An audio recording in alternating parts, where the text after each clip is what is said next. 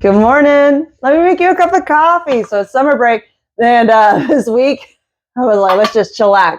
The last week of school was like a sprint to meet all the requirements, go to all the events, turn in all the things. So this week I was like, let's just chillax.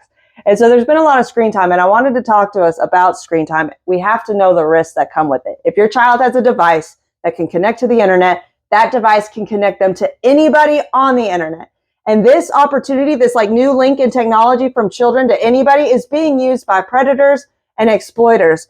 You know, a kid will go play on Roblox and they'll meet someone, and that someone will be the same age. You know, they'll be 10 or they'll be 17 or whatever, and they'll be a friend. They will meet them online. They will play their games with them. They will be there to listen when they're really mad at you because you told them to clean their room. They will be the shoulder to cry on, all this stuff. They will build their trust, and then they will ask them for like a video or like a picture that they wouldn't want anybody to see. Okay, like a nude or something.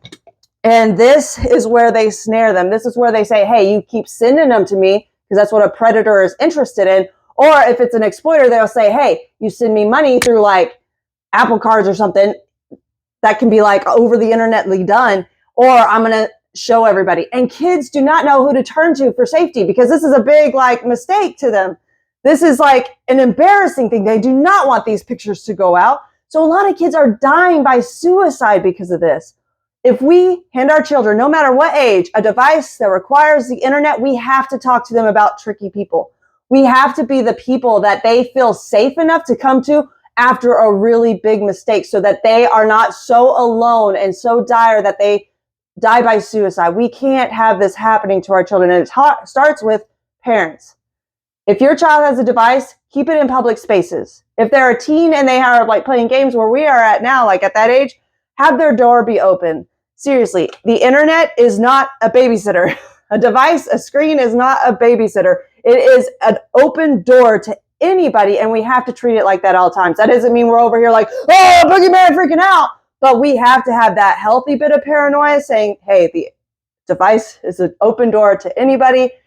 How am I going to train my kid to be resilient and safe? How am I going to help them understand that people on the internet are not who they seem? How do I help them in those really big mistakes? Because children need adults to understand the landscape they're growing in. It's not the same as ours. We have to be more mindful. And screen time has to be paid attention to. It doesn't have to be doom and gloom, get rid of all of it, but it has to be paid attention to. And we have to train our kids to know the risks. So, it seems daunting, but just educate yourself on healthy screen time and treat your children that too. I love you. We got this. Let's go.